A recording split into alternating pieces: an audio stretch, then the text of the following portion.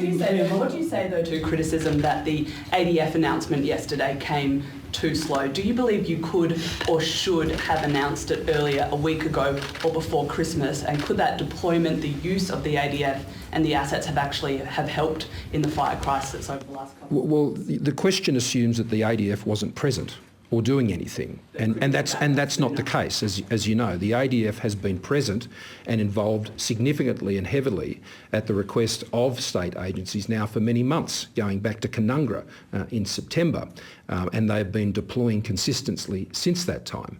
The announcement we made yesterday was the first ever, as we understand it, compulsory call out our reservists to provide support in relation to a domestic natural disaster.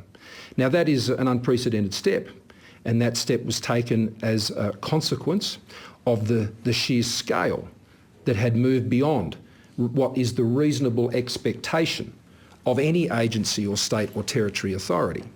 It is a statement of the scale of the need, not a statement of the response of any agencies up until that point in time.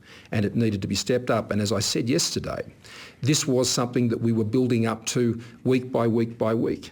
That commenced with deploying ADF liaison officers directly into local incident response centres to ensure that they were more quickly aware of needs on the ground that could be channelled up through their chain of command, and that could be raised at headquarters level to ensure that the needs were there and people were aware of what responses could be provided.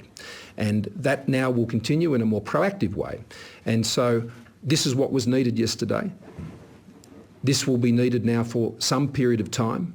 I should stress, whether it's the additional payments that have been made for income loss for volunteer firefighters or what was announced yesterday, this is the most significant, this is the most comprehensive and the most dramatic in terms of escalation of response by a Commonwealth government that we've seen to a disaster such as this.